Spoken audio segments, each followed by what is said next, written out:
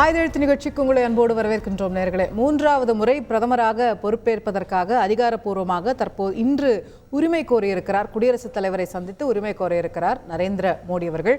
ஞாயிற்றுக்கிழமை அவர் மூன்றாவது முறையாக அதிகாரப்பூர்வமாக பதவியும் ஏற்க இருக்கிறார். இன்றைக்கு தேசிய ஜனநாயக கூட்டணி கட்சிகளுடைய கூட்டணி தலைவர்கள் எம்பிக்கள் எல்லாம் சேர்ந்த கூட்டம் டெல்லியில் நடைபெறுகிறது. அதில் அதிகாரப்பூர்வமாக அவரை பிரதமராக தேர்ந்தெடுக்கிறார்கள். இனி எப்போதும் மோடி கூட தான், நான் எங்கேயும் போகிறதில்லை அப்படின்னு நிதிஷ்குமார் சொல்ல, அதுக்கப்புறம் சந்திரபாபு நாயுடு அவர்கள் நான் பெருமையோடு நரேந்திர மோடியை பிரதமராக முன்மொழிகிறேன்னு சொல்ல, எல்லாம் ஒரே குடும்பம் ஒன்றாக இருக்கிறோம் அப்படின்னு எல்லாத்தையும் அவங்க அவர்களுடைய ஸ்ட்ரென்த்தை காட்டியிருக்கிறாங்க. தேர்தல் முடிவுகள் வந்த நாள்ல இருந்து இந்த மாதிரி ஒரு எளிமையாக அது நடந்துருமா? சந்திரபாபு நாயுடு இந்த பக்கம் போயிடுவாரா? நிதிஷ்குமார் மறுபடியும் யூ டர்ன் போட்டுருவாரா? அதெல்லாம் அவருக்கு கை வந்த கலையாச்சு அப்படிங்கிற கேள்விகள்லாம் இருந்த நிலையில தற்போது அது ஒரு கூட்டணி அரசாங்கம் அப்படிங்கிறது உறுதியாகி இருக்கிறது அப்படிங்கிறத பார்க்கிறோம். பட் இப்போ பதவியேற்பதோடு அது நின்று விடுகிறதா? 5 ஆண்டுகள் இப்படி ஒரு கூட்டணி அரசே முதல் முறையாக நடத்தக்கூடிய நரேந்திர மோடி அவர்களுக்கு என்னென்ன சவால்கள் இருக்கிறது, இதில் சாதகம் யாருக்கு, சவால் யாருக்கு அப்படிங்கிறத விவாதிக்கலாம். இன்றைய நிகழ்ச்சியில் நம்மோடு இணையக்கூடிய விருந்தினர்கள் திராவிட முன்னேற்ற கழகத்தின் சார்பாக ஆண்டாள் பிரியதர்ஷினி அவர்கள் நம்மோடு இணைகின்றார். அதே போல அரசியல் விமர்சகர் திரு TDS ரவிச்சந்திரன் அவர்களும், விடுதலை சிறுத்தைகளின் சார்பில் திரு வன்னியரசு அவர்களும் இணைகின்றார்கள். பாரதிய ஜனதா கட்சியின் சார்பில் திரு சூர்யா அவர்கள் நம்மோடு இணைகிறார். அனைவரையும் நிகழ்ச்சிக்கு அன்போடு வரவேற்கின்றேன். திரு வன்னியரசு அவர்கள் தொடங்கலாம்னு நினைக்கிறேன். இதெல்லாம் ரொம்ப கஷ்டம், இதோ பாருங்க நிதிஷ்குமார் எங்க கூட வரப்போறாரு, இதோ பாருங்க நாயுடு எந்நேரமும் என்ன வேணா செய்வாரு அப்படின்லாம் சொல்லி வந்தீங்க. இப்போ கவர்மெண்ட் ஃபார்ம் பண்ண போறாங்க, எவ்ரிதிங் இஸ் கிளியர், இனிமே என்ன பிரச்சனை வரும் 5 வருஷம்? அப்படி யாரும் சொல்லல. அதாவது ஏதோ சரத்பவார் போன்ல பேசி, சரத்பவார் கூட பேசினதாக சொன்னாங்க. ஊடகங்கள் எவ்வளவு மோசமா சொல்றாங்க அப்படிங்கிறது உங்களுக்கு தெரியும். பாஜக 400 இடத்துல, நீங்க யாரும் சொல்லாதுக்கு நான் தான் காரணமா? இல்லை, நான் பொதுவாக ஊடகங்கள் அப்படிங்கிறத சொல்கிறேன். நான் பொதுவாக தந்தி அப்படிங்கிறதுக்காக நான் சொல்லலை. ஊடகங்கள் தேர்தல் கருத்து கணிப்பு என்ன சொன்னாங்க? 350க்கு மேலே 380க்கு மேலே. நான் சொல்லலை, அதான் நீங்கள் சொல்லலை, ஊடகங்கள் சொன்னாங்க. ஆனால் அவங்க இப்போ என்ன நிலைமை? இன்னொரு ஊடகம் தமிழ்நாட்டில் பாஜக 16 இடத்துல வெற்றி வரும்னு சொல்லி சொன்னாங்க. காங்கிரஸ் 13 இடத்துல வெற்றி வரும்னு சொன்னாங்க. ஆனால் 9 இடம் நிற்க போகிறாங்க. இந்த மாதிரியான செய்திகள் வரும். ஆனால் நம்ம தெளிவாக அன்றைக்கி இந்தியா கூட்டணியில் என்ன முடிவு எடுத்தாங்க அப்படிங்கிறது அஃபீஷியலானது. நாங்கள் வலிமையான எதிர்க்கட்சியாக நாங்கள் செயல்படுவோம் அப்படிங்கிறது அறிவித்து மிக தெளிவாக இருக்கிறாங்க. இந்த தேர்தலில் மிகப்பெரிய ஒரு படுதோல்வி அப்படின்னா, இன்றைக்கி ஆட்சி அமைக்கலாம், அவங்க இன்றைக்கி அவர் பிரதமராக இருக்கலாம் அப்படிங்கிறது. மைனாரிட்டி கவர்மெண்ட் அப்படிங்கிறத நாங்கள் சொல்கிறோம். அவர் மைனாரிட்டி தான். மோடி ஒரு மைனாரிட்டி. எல்லார்ட்டையும் நீங்கள் தேசிய கட்சி தேசியவாதம் பற்றி பேசினார். ஆனால் இன்றைக்கி தேசிய இனங்களுடைய அடையாளங்களை பிரதிபலித்தக்கூடிய கட்சிகளோட ஒரு கூட்டணி வைக்கிறாரு. தேசிய மைனாரிட்டி பாஜக அரசு தான் இனிமேல் சொல்லுவாங்க. அவங்க நம்ம சொல்லல, அது இயல்பு அதுதானே. அப்போ நீங்கள் தேசியவாதம் பேசுனீங்க. இன்னைக்கு தேசிய இனத்தினுடைய அடையாளமாக இருக்கக்கூடிய மோடி என்ன சொல்றாரு இன்னைக்கு மீட்டிங்ல பாருங்க, நாங்க 3 வருஷமா காங்கிரஸ் கட்சி எவ்வளவு சீட் எடுத்ததுன்னு பார்த்து கூட்டி பார்த்தா கூட நாங்க இந்த 1 வருஷத்துல கூட எடுத்திருக்கோம். ஒட்டுமொத்த இந்தியா கூட்டணியை விட பிஜேபின்ற ஒரு கட்சி கூட எடுத்திருக்கு. அப்ப இது என்ன மைனாரிட்டி? இது அதாவது என்னன்னா, அது சொல்லலாம். அவர் தான் சொன்னாரு, 400ல் நிற்கிறோம் சொன்னாங்க, 350ல் நிற்கிறோம் சொல்றாங்க. நாங்கள் தான் என்ன வேணாலும் அவர் பேசும்போது என்ன வேணாலும் சொல்லலாம். இன்னைக்கு இப்படி சொல்றாரு, அன்னைக்கு நாங்கள் தான் நிற்க போகிறோம். காங்கிரஸ் பாருங்க இங்கே இருக்கிறாங்க, நாளைக்கு மாடத்தில் போய் இருப்பாங்க. ஆமாம், பார்வையாளர் மாடத்தில் இருப்பாங்கன்னு சொன்னாங்க. இது எப்படின்னா, இப்போ சந்திரபாபு நாயுடு இருக்காரு. சந்திரபாபு நாயுடு இதுக்கு முன்னாடி என்ன பேசினார்? மோடியை ஒரு டெரரிஸ்ட்னே சொன்னார். ஆமாம், வெளிப்படை அவர் ஒரு பயங்கரவாதி அப்படின்னு சொன்னால், தீவிரவாதின்னு சொன்னார். அப்போ அந்த தீவிரவாதியோட இன்னைக்கு சேர்ந்துக்கிட்டு இருக்கிறாரு. இப்போ இஸ்லாமியர்களுக்கு தீவிரமாக இருக்கிறாரு, தீவிரவாதி அப்படி கூட நம்ம எடுத்துக்கலாம், எப்படி வேணாலும் நம்ம எடுத்துக்கலாம். இவர் நிதிஷ்குமார் என்ன சொன்னார்? இதுக்கு முன்னாடி அரசியலமைப்பு சட்டத்தை இவங்கெல்லாம் இதை பண்ண போகிறாங்க, அதனால் நான் வந்துட்டேன்னு சொல்லி சொன்னாங்க. அவங்க ஒரு சந்தர்ப்பத்தில் அடிப்படையில் அது நம்ம போகலாம். ஆனால் இந்த தேர்தலில் ரொம்ப மிக முக்கியமான என்னென்னா, 2 செய்தியை நான் இது மூலமாக நான் சொல்ல வர்றது. ராமரை பற்றி பேசினாங்க. ராமருங்கிற அடையாளத்தை கொண்டு வந்தாங்க. அந்த ஃபைசாபாத்தில் வெற்றி பெற்றவர் யாருன்னு தெரியும்? அவதேஷ் பிரசாத். அதை எதிர்த்து நின்றவர் லல்லு சிங். அதாவது ராமருடைய அடையாளத்தை முன்னிறுத்தின பாஜக அந்த லல்லு சிங் அப்படிங்கிற ஒரு பார்ப்பன சமூகத்தை சேர்ந்தவர்.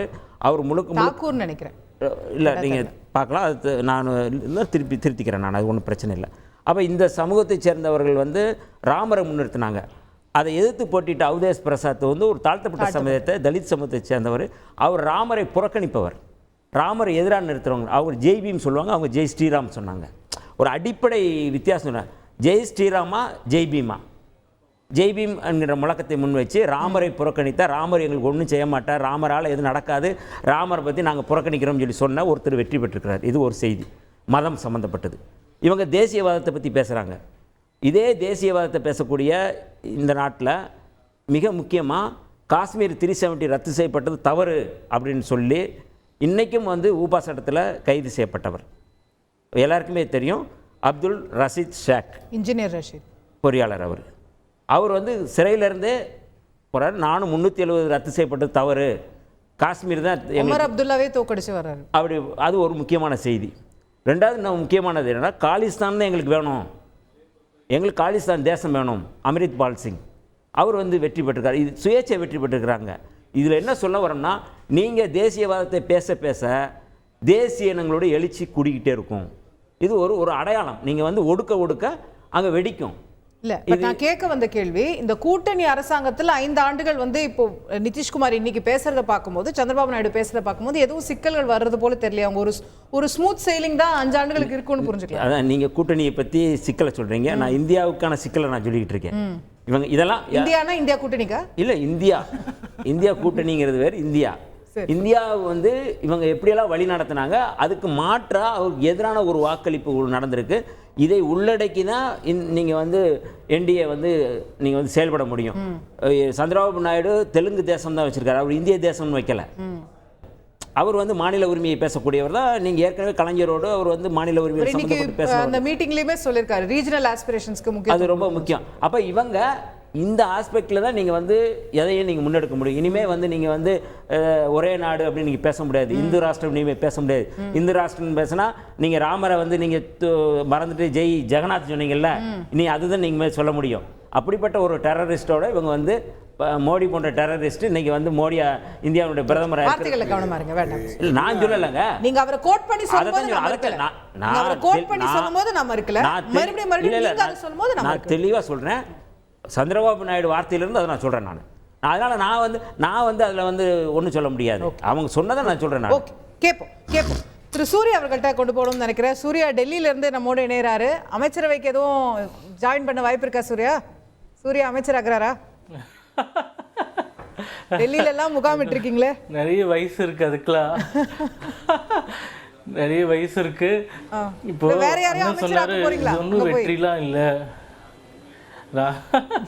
அதாவது நம்மளது மற்ற கட்சி அரசாங்கம் மாதிரி கிடையாது, யாருக்கும் எதுவும் தெரியாது, அறிவிப்பு வரும்போது பார்த்து தெரிஞ்சுக்க வேண்டியதான். அது மூத்தவர்களுக்கும் சரி இளையவர்களுக்கும் சரி எல்லாருக்குமே. இப்போ அண்ணன் சொன்னாரு 3வது முறை ஜெயிச்சது அதெல்லாம் ஒன்றும் பெரிய விக்டரி இல்லை, தோத்துட்டாரு அப்படின்னு சொன்னாரு. அண்ணனுடைய தலைவர் திரு திருமாவளவன் அவர்களே 3 முறை தொடர்ந்து ஒரு தொகுதியில் வென்றதில்லை, நடுவில் தோத்து போயிருக்காரு. அப்போ 3 முறை தொடர்ந்து இந்த நாட்டை வெல்வது என்பது எவ்வளவு கடினமான விஷயம்ன்றது அவருக்கு புரியறதுக்கு வாய்ப்பு இல்லை. ஆனா நீங்க யதார்த்தத்தை ஏத்துக்கணும். கடந்த 2 முறை பெற்ற வெற்றிக்கும் இதுக்கும் நிறைய வேறுபாடு இருக்கு. நீங்க தனியா உங்களுடைய பிஜேபி ஆட்சின்னு சொல்லி நீங்க நினைச்சது செய்ய முடிஞ்சது 10 வருஷமா. இனி எதுவாக இருந்தாலும் ஒரு கன்சல்டேஷன் வேணும், கூட்டணியை கேட்கணும், ஆந்திரால என்ன யோசிப்பாங்கன்னு பார்க்கணும், பீகார்ல என்ன யோசிப்பாங்கன்னு பார்க்கணும். இட் இஸ் நாட் தட் ஈஸிங்கிறத ஏத்துக்கணும்ல. கரெக்ட், சீட்டு குறைந்ததை ஏற்றுக்கிறேன், கூட்டணி ஏன் ஏற்றுக்க மாட்டேன்னா, இதற்கு முன்பு 10 ஆண்டுகளாகவும் கூட்டணி ஆட்சி தான் நடந்தது. 2014 5 கேபினெட் அமைச்சர்கள் கூட்டணி கட்சியினர், 2019 ஆட்சியில் 4 கேபினெட் அமைச்சர்கள் கூட்டணி கட்சியினர்.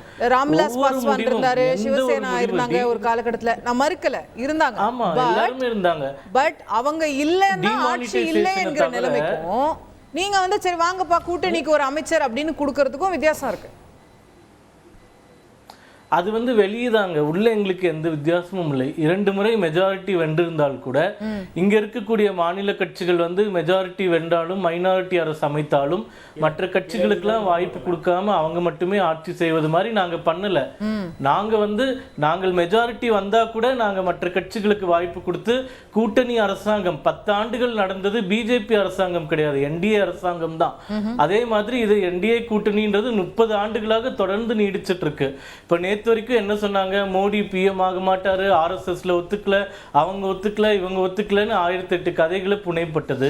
இன்னைக்கு அவர்கள் சொன்னதெல்லாம் பொய்ன்னு ஆயிடுச்சு இல்லையா? ஒரு பிரச்சனையும் இல்லைமே. முதல்ல இருந்தே நாங்கள் எங்கள் கூட்டணி வேட்பாளராக பிரதமரை முன்னிறுத்தினோம். எங்கள் கூட்டணி வென்று விட்டது, இப்போ ஆட்சி அமைக்கிறோம். இந்த சீக்வன்ஸ்ல எந்த ஒரு பிரச்சனையுமே இல்லை. எங்களுக்கு தனியா மெஜாரிட்டி கிடைக்கலன்றதை தவிர அந்த சென்ட்ரல் ஹால்ல பேசும்போது ஒரு பிரச்சனையுமே இல்லை. இன்னைக்கு அந்த சென்ட்ரல் ஹால்ல பேசும்போதே சந்திரபாபு நாயுடு சொல்றாரு, மாநிலங்களுடைய அபிலாஷைகளை மனதில் வைத்துக்கணும், நம்ம வந்து தேசியத்தை மட்டுமே பார்க்க முடியாதுன்ற ஒரு மெசேஜ் அவரோட சொல்லி தான் அந்த இடத்துலயே பேசுறாரு. Though he is completely supporting. அங்க வந்து உங்க பாலிசிஸ்ல வந்து கருத்து வேறுபாடுகள் வரதுக்கு நிறைய வாய்ப்பு இருக்குல்ல. இன்னைக்கு சந்திரபாபு நாயுடோட பையன் சொல்றாரு முஸ்லிம் ரிசர்வேஷன் தொடரும் ஆந்திரால, நீங்க அதுக்கு அப்போஸ்டா இருக்கீங்க. அப்போ நிறைய கருத்து வேறுபாடுகள் இருக்குதா? இல்ல, சில விஷயங்கள கருத்து வேறுபாடு இருக்கலாம். ஆனால் இதே மாதிரியே 2014 இதே மாதிரி ஒரு கூட்டம் வைக்கும்போது அப்போது விஜயகாந்த் அவர்கள்ல இருந்து அன்புமணி ராமதாஸ்ல இருந்து எல்லாருமே இருந்தாங்க. 2019 அதே மாதிரி கூட்டணி கட்சிகள் இருந்தாங்க, எடப்பாடி அவர்கள் இருந்தார். அப்பவும் எல்லா கட்சிகளும் பேசினாங்க. அதெல்லாம் நம்ம வந்து பெருசா முக்கியத்துவம் கொடுத்து பார்க்கவில்லை. அப்ப பேசியவர்களும் மாநில உரிமைகளுக்கு முக்கியத்துவம் கொடுக்க வேண்டும், சமூக நீதி வேண்டும் போன்ற கருத்துக்களை அப்ப இருந்தவங்களும் சொன்னாங்க, இப்ப இருந்தவங்களும் சொன்னாங்க. இன்னைக்கு மெஜாரிட்டி கிடைக்கலன்ற ஒரே காரணத்தினால ஒவ்வொரு ஒரு வார்த்தைகளும் லென்ஸ் வச்சு ஜூம் பண்ணி பாக்குறோம் நம்ம, ஏன்னா ஏதாச்சும் கிடைக்குமா என்று. ஆனால் எல்லாரும் பாவம், எந்த ஸ்கூப்புமே கிடைக்கல. நாங்கள் திட்டமிட்டபடி எங்கள் பிரதமர் வருகிறார், எங்கள் அமைச்சரவை வரப்போகிறது, 5 ஆண்டுகளும் எந்த பிரச்சனையும் இல்லாம நாங்க நகர்த்ததான் போகிறோம். இப்போ அந்த வேளாண் சட்டங்கள் கொண்டு வரும்போது அகாலிதள் கட்சி வந்து பிரச்சனை வந்தது. அப்ப வந்து அவங்க விலகி போயிட்டாங்க. இந்த மாதிரி 2-3 முரண்பாடுகள் ஏற்கனவே இருந்தது. பட் முரண்பாடுகளை மீறி நிறைய விஷயங்கள் சாதிச்சிருக்கோம். உதாரணமா காஷ்மீர் 370 பிரிவு நீக்கிறதுன்றது மிக மிக முக்கியமான ஒரு கான்ஸ்டிடியூஷனல் அமெண்ட்மெண்ட் தேவைப்பட வேண்டிய விஷயம். அதுக்கு கேபினெட் மீட்டிங்ல எங்க என்டிஏ அமைச்சர்கள்லாம் சேர்ந்து முடிவெடுத்து தான் அந்த திட்டத்தை வந்து நிறைவேற்றணும் பாராளுமன்றத்துல. முத்தலாக் தடை சட்டமும் அதே மாதிரி கூட்டணி கட்சிகள் எல்லாம் சேர்ந்துதான் அவர்களுடைய பெரும்பான்மையோடு நாங்கள் நிறைவேற்றினோம். அப்போ இந்த கான்ஸ்டிடியூஷனல் அமெண்ட்மெண்ட்டுக்கு தேவையான விஷயங்களே கடந்த காலங்களில் எங்கள் கூட்டணியை வைத்துக்கொண்டு மெஜாரிட்டியாக இருந்தாலும் சுமூகமாக நடத்தி காட்டிய எங்களால் அடுத்த 5 ஆண்டுகளும் எந்த பிரச்சனையும் இல்லாம எங்களால் நிறைவேற்ற முடியும். இப்ப எதிர்க்கட்சிகள் என்ன ஒப்புக்கொள்ள வேண்டும் என்றால், அவர்கள் தேர்தலில் தோற்றுவிட்டார்கள். பாரத் ஜனதா கட்சி 440 இடங்கள்ல நின்று 240 இடங்கள்ல வெல்கிறது என்றால் 60% வெற்றி. காங்கிரஸ் கட்சி 350 இடங்கள்ல நின்று 99 இடங்கள்ல வெல்கிறது என்றால் 30% வெற்றி தான். அப்போ அவங்களுக்கு எந்த அடிப்படையில வெற்றி, எந்த தார்மீக அடிப்படையில எதிர்க்கட்சியினர் வந்து நாங்க வெற்றி பெற்றுட்டோம்னு சொல்றாங்க. அதனால முழுக்க முழுக்க எங்களுக்கு வெற்றி, எங்கள் பிரதமருக்கு வெற்றி, ஆட்சி தொடர்கிறது. இவ்வளவுதான் இதோட கன்க்ளூஷன். கேப்போம் வர 2 பேர் பேசணுமே, சுருக்கமா சொல்றீங்க. அதாவது காங்கிரஸ் போன முறை 52 தான், இந்த முறை 100. ஒருத்தர் வந்து சேர்ந்துட்டாரு, இந்த 100 ஆயிடுச்சு. உத்தரப்பிரதேசத்தில் 2014 பாஜக வந்து 71, 2019 62, இப்போ எத்தனை 33. எந்த அடிப்படையில்னா இவங்க நான் வந்து எண்ணிக்கை சொல்லலை, நாங்கள் எண்ணிக்கை பற்றி பேசலை. ஆனால் இவங்க முன்னெடுக்கிற அரசியல் இந்திய அரசியலமைப்பு சட்டத்துக்கு எதிரானது, முழுக்க முழுக்க சமத்துவத்துக்கு எதிரானது, புரட்சியாளர் அம்பேத்கர் யாத்து கொடுத்த அந்த அரசியலமைப்பு சட்டம் இருக்காது அப்படிங்கிற அடிப்படையில் அவங்க வந்து அதை வந்து கட்டமைக்கிறாங்க. அப்போ தத்துவார்த்த ரீதியாக சித்தாந்த ரீதியாக இது மக்கள் ஏற்றுக்கொள்ளவில்லை அப்படிங்கிறத வெளிப்படையானது. இதைத்தான் இன்னைக்கு வந்து ராகுல் காந்தி ஆட்சி அமைக்கிறது எண்ணிக்கையை சொல்றாங்க. நீங்க வந்து பெரும்பான்மை இல்லை இல்லை நீங்க பாஜகவே தேஞ்சு போய் தான் இருக்குல்ல. அப்போ நீங்க எந்த அடிப்படையில் நீங்க வந்து அதை பேசுவீங்க? அதனால நீங்க வந்து நீங்க கேட்டீங்க, நீங்கள் இவங்க இல்லாமல் சந்திரபாபு நாயுடு இல்லாமல் நிதிஷ்குமார் இல்லாமல் நீங்கள் ஆட்சி அமைக்க முடியுமாங்கிற கேள்வி இருக்குல்ல. அதுக்கு முன்னாடி எல்லாருமே நீங்கள் இல்லைன்னா கூட நீங்கள் ஆட்சி அமைப்பீங்க. ஆனால் இன்னைக்கு 2 பேர் இல்லைன்னா ஆட்சி அமைக்க முடியாது. அப்போ இது மைனாரிட்டி தானே. ஓகே, சூர்யா சுருக்கமாக பதில் சொல்ல விரும்புறீங்களா? அப்புறம் மற்றவர்கள்ட்ட போகிறேன். அதான் 40 ஆண்டுகளில் 2 அரசாங்கம் தான் மெஜாரிட்டியே இருந்தது. எங்களுடைய மோடி அவர்களுடைய 2 அரசாங்கம், அதற்கு முன்னாடி இருந்த எல்லா அரசாங்கமுமே மைனாரிட்டி அரசாங்கம் தான். அது முதல்ல நம்ம புரிஞ்சுக்கணும்.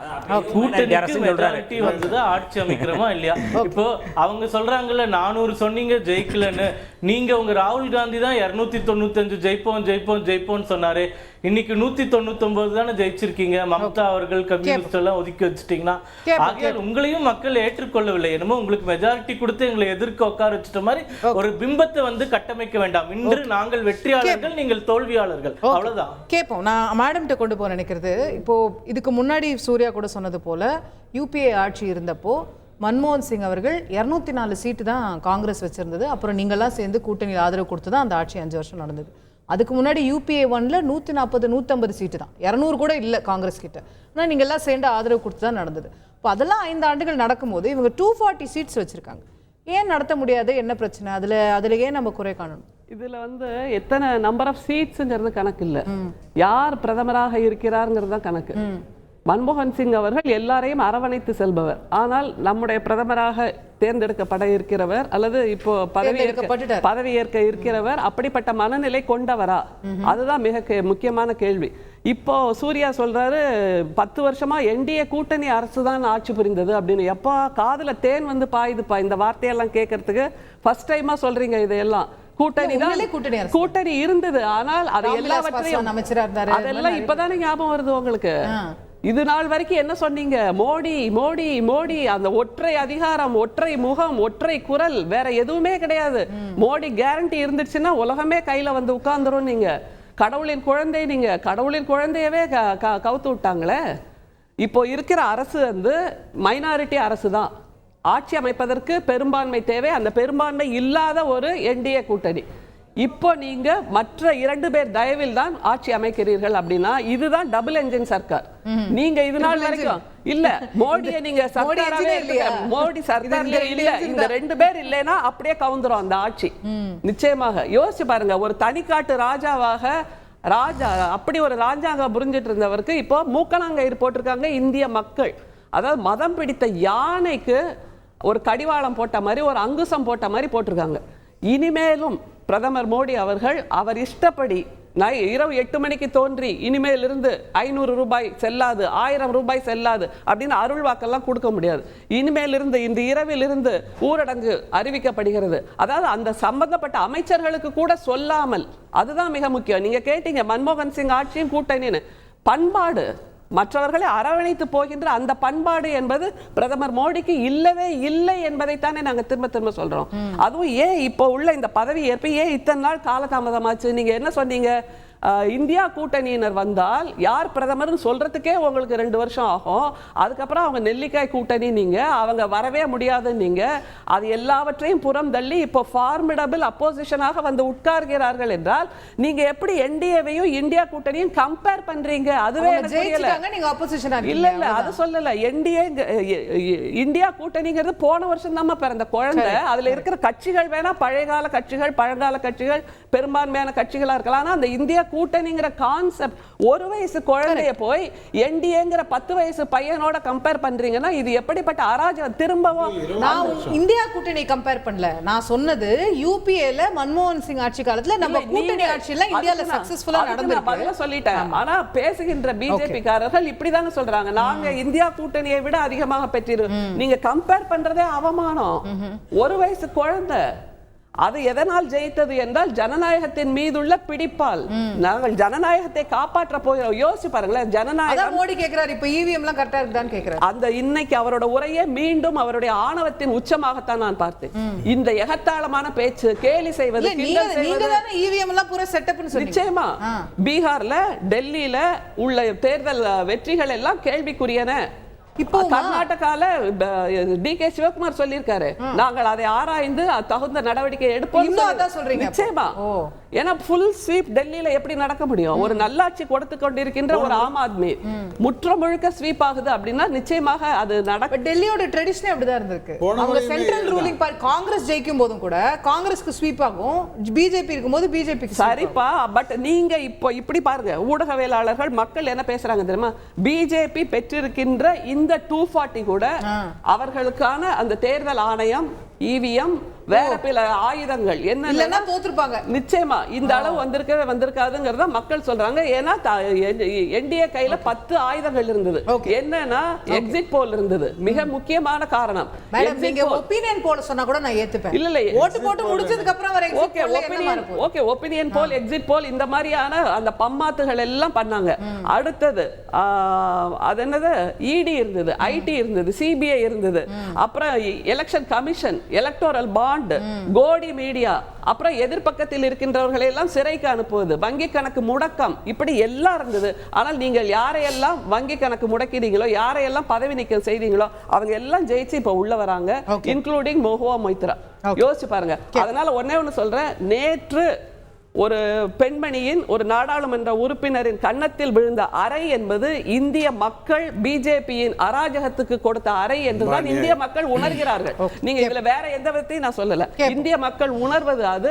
இந்த அறை என்பது இனிமேல் நீங்கள் பாதை தவறினால் இதுதான் நடக்கும், எளியவர்களின் குரல் ஓங்கி ஒலிக்கும் என்கின்ற அந்த எச்சரிக்கையை கொடுத்திருக்கிறார்கள். நீங்க புரிஞ்சுக்கணும். இடி, ஐடி, சிபிஐ ஏகப்பட்ட கூட்டணி வச்சுல ஜெயிச்சிருக்கீங்க அப்படின்னா இந்த 2 கூட்டணி மட்டும் இல்ல, அதை விட நிறைய கூட்டணி சொல்றாங்க. இப்பயும் எங்க கிட்ட தான் இருக்கு, உங்ககிட்ட எதுதான் இருக்குது? ஒண்ணும் இல்ல. ரெண்டாவது அந்த தைரியம் தானே. ஒரு செக்யூரிட்டி அறையில பூட்டிய அறையில கை வச்சு அடிச்சுட்டு தைரியமா ஒரு லேடி வந்து இப்ப அரெஸ்ட் ஆகி உட்காந்துருக்கா, அவரை பாராட்டுறீங்கன்னு சொன்னா இந்த பிரிவினவாதத்தை எதிர்க்கிறதுக்காக தான் நாங்க பேசிட்டு இருக்கோம். நம்பர் 1. ரெண்டாவது, என்டிஏங்கிறது 10 வருட குழந்தை இல்லை, 26 வருட குழந்தை. நீங்க தான் வந்து யூபிஏங்கிற மிகப்பெரிய குழந்தையெல்லாம் தார பார்த்துட்டு இந்தி கூட்டணிக்குள்ள வந்து பாவம் சின்ன குழந்தையா வந்து 26 வயசு குழந்தை எப்படிப்பா இந்தியாங்கிற 1 வயசு குழந்தையோட கம்பேர் பண்ணுவீங்க? நீங்க மாறி மாறி பிறந்துகிட்டே இருப்பீங்க, அதுக்கு நான் என்ன பண்ண முடியும்? எங்களுக்கு 7 ஜென்மமும் என்டிஏ தான், எங்களுக்கு ஒன்றும் குழப்பமே இல்லை. நீங்க குறுக்கிடாதீங்க. நீங்க குறுக்கிட்டீங்கன்னா நிறைய பிரச்சனை நிறைய சொல்லிட்டீங்க, நான் பேச வேண்டியிருக்கு. யூட்டர்ன் அடித்த நிதிஷ் இப்ப 8 போட்டு வந்து நின்றுட்டாரு. நல்லா சுத்தி போறோம். இன்னொரு யூட்டர்ன் போட மாட்டாருன்னு நினைச்சு 8 போட்டதுக்கு அப்புறம் ஒண்ணும் போட முடியாது, அதோட முடிஞ்சிட்டு வந்து நின்றுட்டாரு. ஒன்றும் குழப்பமே இல்லை. 7:30 ஆகவே 7:30 தாண்டி தான் பாவம் அவர் வந்திருக்காரு. கேள்வி என்ன அப்படின்னு சொன்னா, மைனாரிட்டிக்கு எதிரான அரசு பிஜேபி, மைனாரிட்டிக்கு எதிரான அரசு பிஜேபின்னு சொல்லிட்டு இப்போ மைனாரிட்டி அரசுன்னு நீங்க வாழ்த்துறீங்க, ரொம்ப சந்தோஷமா இருக்கு. 2006 எடுத்துக்கிறீங்களா? இப்போ நீங்க சொல்றதே கமல் சம்மதத்துல வாழ்த்துவா, உனக்கு 5 குழந்தை பிறந்து எல்லாம் ஓடி போய் நீ நல்லா இருக்கணும் அப்படின்னு. இது வாழ்த்து மாதிரியே தெரியலையே அப்படின்னு. அந்த மாதிரி 2006 ஒரு மைனாரிட்டி அரசு அமைத்தார்கள் திமுகன்னு சொல்லி ஜெயலலிதா அம்மா குற்றச்சாட்டு சொன்னாங்க. அப்ப கருணாநிதி சொன்ன ஒரே ஒரு வாதம் என்ன தெரியுமா? இது ப்ரீ போல் அலையன்ஸ், இதுவும் தான் ப்ரீ போல் அலையன்ஸ், எங்கேயுமே குழப்பம் இல்லை. ஜெயலலிதா அம்மா தொடர்ந்து சொன்னாங்க. 18 வருஷம் கழிச்சு அவங்க சொன்ன மாதிரி இப்ப இவங்க சொல்றாங்க, சொல்லிட்டு போட்டோம். 18 வருஷம் கழிச்சு சொல்றீங்க, அதனால கொஞ்சம் யோசிச்சு பாருங்க. பார்வையாளர் மாடத்துல தான் உட்காருவாங்கன்னு சொன்னா இப்ப கூடத்துல உட்காருவாங்க, அவ்வளவுதான் டிஃபரன்ஸே ஒழிய 290 மாதிரி எல்லாம் கிடையாது. 50 பேரை தூக்கி வெளியே போட்டுட்டு உங்க பில் எல்லாம் நிறைவேற்ற முடியாது. 230 பேர் இருக்க போறாங்க உள்ள. இப்பவும் சொல்லட்டுமா, இப்பவும் சோரஸ் என்ன ஐடியா கொடுப்பாரு, பாராளுமன்றம் நடக்கக்கூடாது, அன்னைக்கு ஏதாவது ஒரு பாம் தூக்கி போடுவாரு, இவங்க அதை வச்சு சேம் சேம்னு கத்துவாங்க, எல்லாரும் தானே வெளில போவாங்க. இவ்வளவுதான் நடக்கும். ஏன்னா இவங்க பாராளுமன்றம், ஏன்னா மோடி ஐயா இந்த 10 வருடம் மட்டும் இல்ல, சட்டசபையை ஆண்ட போது கூட சட்டசபையிலோ பாராளுமன்றத்திலோ விவாதித்து தான் அரசை நடத்திருக்காரு. இப்ப கூட நீங்க வாங்க பாராளுமன்றத்துல இப்ப ஆரோக்கியமா விவாதம் நடக்கும் சொல்ல மாட்டேங்கிறீங்களா? நாங்க அந்த அன்னைக்கு ஓடுனாங்களே, பிகாசஸ்க்கு ஓடுனாங்களே, அந்த மணிப்பூருக்கு ஓடுனாங்களே, அவங்க வந்து மணிப்பூர் விவாதிங்கன்னு கேட்டாங்க. அதுக்கு நீங்க மறுத்ததுனால நோ கான்ஃபிடன்ஸ் மோஷன் கொண்டு வந்து விவாதிக்க வேண்டிய நிலைமை வந்தது. நோ கான்ஃபிடன்ஸ் அப்ப நீங்க விவாதிக்க மணிப்பூர் விவாதிக்க மறுத்தீங்க, அதானி விவாதிக்க மறுத்தீங்க, இது எல்லாத்தையும் நீங்க விவாதிக்க மறுத்துட்டு நாங்க வந்தோம். நோ கான்ஃபிடன்ஸ் மோஷன் போட்டு நீங்க விவாதிச்சீங்க. மோடி ஐயா பேசும்போது நீங்க கிளம்பி போயிட்டீங்க. இவ்வளவுதான் மக்களுக்கு தெரியும். அதனால தான் 290 இங்க 240 அங்கங்கிற மாதிரி ஆயிடுச்சு. 2 சீட்டையும் தோத்துட்டு நிக்கறாங்க. எனக்கு தெரிஞ்சு மண்ணில் விழுந்தா மீசை ஓட்டும், நாங்க நிலால விடுறாள், அதனால எங்களுக்கு வந்து மீசையெல்லாம் ஒட்டவே ஒட்டாது, ஏன்னா ஹெல்மெட் இருக்கும். பூமிக்கு வாங்கன்னு தான் சொல்றாங்க. இல்லைங்க, நாங்க நிலா வரைக்கும் போயிட்டு நாங்க எங்க பூமிக்கு வர போறோம். இப்போ ஒரு முக்கியமான விஷயத்தை தொட்டார் வன்னியார் ஐயா. ராமர் பிறந்த இடத்துல வேற ஒருத்தர் ஜெயிச்சிருக்காருன்னா அதில் எங்களுக்கு எந்த பிரச்சனையும் இல்லை. ராமர் புகுந்த இடத்துல எல்லாம் நாங்கள் ஜெயிச்சிருக்கோங்கிறதுனால தான் மைனாரிட்டி அரசு கொண்டு வந்திருக்கோம். நீங்க அந்த இடத்தை மட்டும் பார்க்காதீங்க, அது அப்புறம் பார்த்துக்கலாம். இப்பதான் ஜெய் ஜெகநாத்துக்கு மாறிட்டீங்களே. இல்ல, எங்களால ஜெய் ஸ்ரீராம விட்டுட்டீங்களே. எங்களால அதாவது 10 வீடு வச்சிருக்கிறவங்க மறந்துட்டீங்க. இப்போ 10 வீடு சொத்து வச்சிருக்கிறவங்க எங்க வேணாலும் போய் உட்கார முடியும். ஒரே ஒரு ஒண்டு கிணத்துல இருக்கிறவங்க கொஞ்சம் கஷ்டப்பட்டு தான் ஆகணும். நீங்க அதை போய் பார்த்துக்கோங்க. Islamic terrorism. The question on alliance is very simple. நீங்க வந்து மேடம் சொன்னது இல்ல மேடம் சொன்ன ஒரு ப்ரீபோல் அலையன்ஸ் சொல்லுங்க, அதான் உங்களுக்கு நல்லது. சரி, எப்படி உங்களுக்கு எப்படி விருப்பமோ சொல்றேன் ஐயா. நான் கேள்வியை வச்சிடுறேன். பிரதமர் மோடி அவர்களுடைய ட்ராக் ரெக்கார்ட் பாருங்க. மேடம் அதான் சொன்னாரு, அவர் குஜராத் முதல்வராக 4 முறை இருந்த போதும், பிரதமராக இப்போது 2 முறை இருந்த போதும், ஒரு அலையன்ஸோட சேர்த்து கட்டி ஆட்சி நடத்தினதா அவருடைய ட்ராக் ரெக்கார்ட். இது வரைக்கும் அவருக்கு அந்த அனுபவம் இல்லை. அப்போ அதை வந்து அவரால் சரியா செய்ய முடியுமா? மோடி அமித்ஷா காம்போ வந்து ஒரு பப்ளிக் ஒப்பீனியன் என்ன இருக்குன்னா, அவர்கள் நினைத்ததை ஈடேற்றுவார்கள். எப்படியாவது சொன்ன நாங்கள் சொன்னோம் செய்தோம்ன்றது அவங்களுடைய இது. அப்போ கருத்து வேறுபாடுகளை அவங்களால டிப்ளமேட்டிக்கா ஹேண்டில் பண்ண முடியுமா அப்படிங்கிறது தான் பெரிய கேள்வி. 24 வருடம் பிரம்மச்சாரியா ஜாலியா இருந்தாரு, இப்ப கல்யாணம் பண்ணிட்டு குடும்பம் நடத்த போறாரு. இதுல என்ன வித்தியாசம் இருக்கு? ஆனா வாழ்க்கையில திமுக கஷ்டம் ஒன்னும் தப்பே இல்லை. கல்யாணம் தப்புன்னா அப்புறம் வாரிசை இல்லாம போயிருமே, நியாயமான வாரிசை இல்லாம போயிடுங்க. கூட்டணியை தவிர வாழ்க்கையில திமுக அரசியல்ல எதையுமே சந்திச்சதில்லை. அவங்க தான் பேசிட்டு இருக்காங்க கூட்டணி ஆட்சின்னு. நீங்க வருத்தப்பட வேண்டியது எதுவா இருக்கும் தெரியுமா? 2026 தமிழகத்துல கூட்டணி ஆட்சி நடக்க போகுது.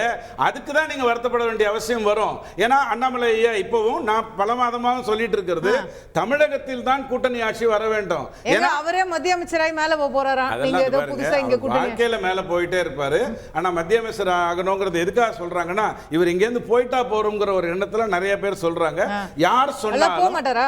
எதுக்குங்க போகணும்? எங்களுக்கு 2026 மோடி கூப்பிட்டு வாங்க கேபினெட்ல ஜாயின் பண்ணுங்கன்னா எவ்வளவு பெரிய விஷயம். மோடி ஐயா இன்னைக்கு பேசும்பொழுது தமிழகத்தில் வேலை செய்தவர்களை பற்றி பெருமையா பேசினாரு.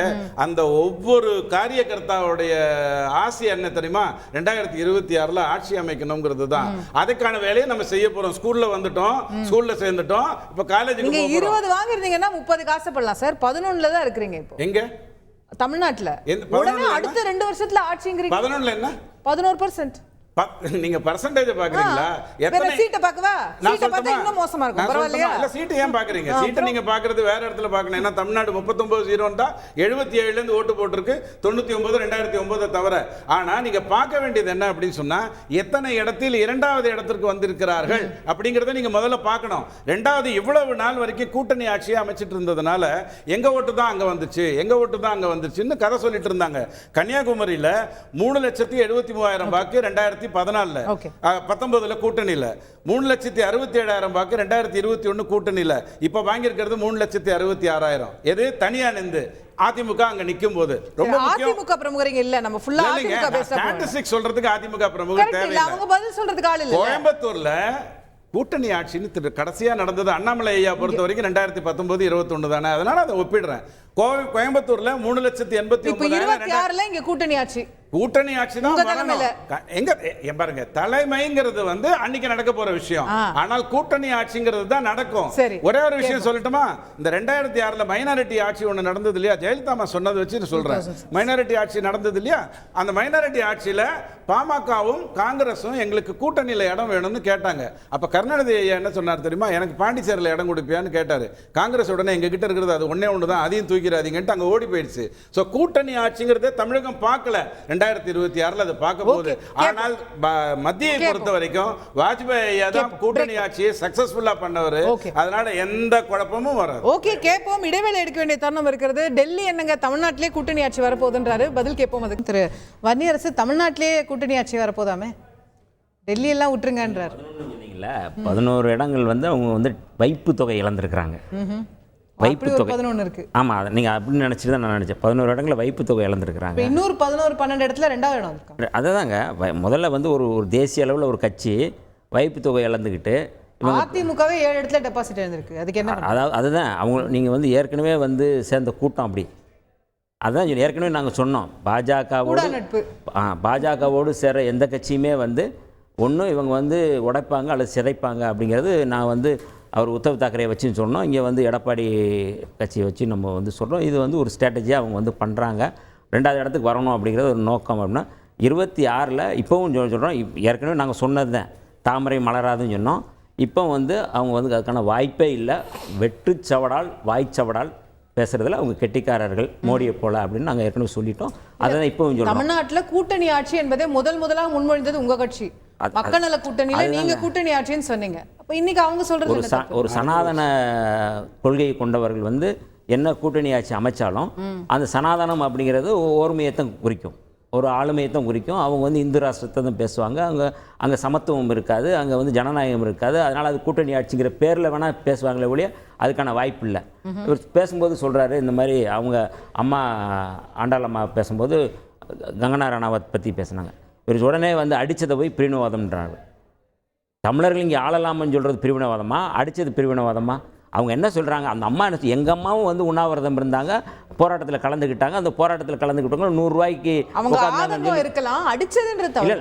அதாவது நான் சொல்கிறேன், எங்கள் 2020 இந்த வேளாண் சட்ட திருத்தத்தை திரும்பி கொண்டு வர சொல்லி போராட்டம் நடத்துனது, ஓராண்டு போராட்டம் நடத்தல 6041 பேர் இறந்தாங்க. 100கணக்கானோர் பேர் வந்து அதில் வந்து காயமடைஞ்சாங்க. 1000கணக்கானோர் பேர் வந்து வழக்கு தொடுக்கப்பட்டது. அதில் ஒரு பாதிக்கப்பட்டவங்க எங்காவது ஒரு இடத்துல வந்து நீங்கள் வந்து எதிர்வினை ஆற்றத்தான் செய்வாங்க. நீங்கள் அதை வந்து நீங்கள் வந்து இதில் பேசுனீங்க அப்படின்னா இது அதாவது வந்து போராடுறவங்கள தீவிரவாதிகள் அப்படின்னு சொன்னால் என்ன விளைவு ஏற்படும் அப்படிங்கிறது நீங்கள் வந்து முழுக்க நீங்கள் வந்து தூத்துக்குடி ஸ்டெர்லைட்டில் என்ன நடந்துச்சுன்னு எல்லாருக்கும் தெரியும். யார் வந்து தீவிரவாதின்னு சொன்னாங்க, அவங்களுக்கெல்லாம் இது ஒரு எச்சரிக்கையாக எடுத்துக்கிறணும். இந்த மாதிரியெல்லாம் பேசாதீங்க, மக்களுடைய போராட்டத்தை கொச்சப்படுத்தாங்கன்னு சொல்கிறாங்க. அப்போ இது ஒன்று. மணிப்பூரை பற்றி பேசுகிறாங்க. மணிப்பூரில் வந்து மோடி என்ன போனாரா, போய் பார்த்தாரா, மக்களை போய் பார்த்தாங்களா? எதுவும் பார்க்கல. அப்போ இருந்த 2 இடத்துல யார் ஜெயிச்சது? காங்கிரஸ். அங்கே வந்து பாஜக ஜெயிச்சிச்சா? மாநில கட்சிகளோடு போட்டியிட்ட பாஜக எந்த இடத்துலையுமே ஜெயிக்கலை.